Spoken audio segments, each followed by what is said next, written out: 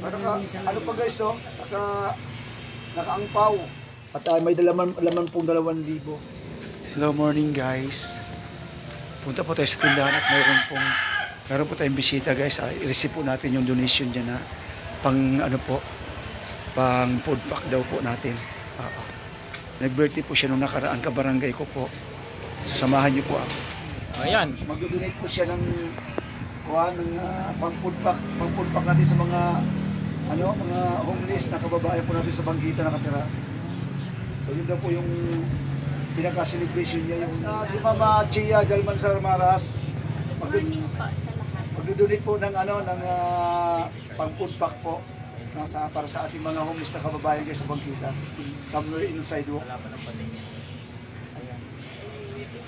Ano pa guys, oh? Nakaangpaw. Ay, kasakali po kung kailan kayo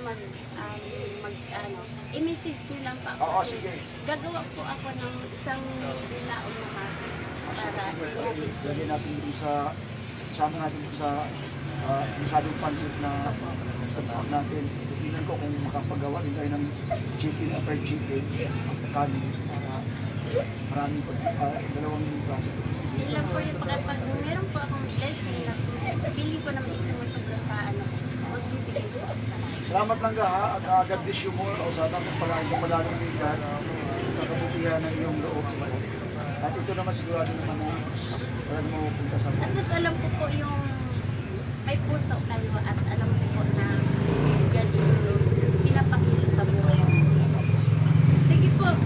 Salamat ha, salamat.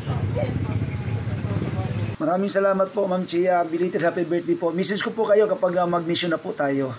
Hello guys, mapagpalang araw po sa lahat. Flex ko lang po yung aking kabarangay guys na naghatid po ng donation kanina para sa ating food pack mission guys. Birthday niya po kasi nung katapusan ng July, August 30. So, at wish niya po na makapag-donate po sa atin ng pang food pack at sasama po siya sa ating mission sa pamamahagi po. Ito po yung kanyang kuan guys, yung kanyang binigay na ampaw sa akin. So ano po natin, tingnan po natin kung magkano laman. At may liter pa yata. Sir Alan 2,000 Iflisa Maras, ayan o. Kay Mama Chia Jalmansar Maras po galing.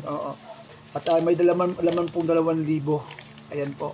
Para po sa food pack mission po natin daw ito.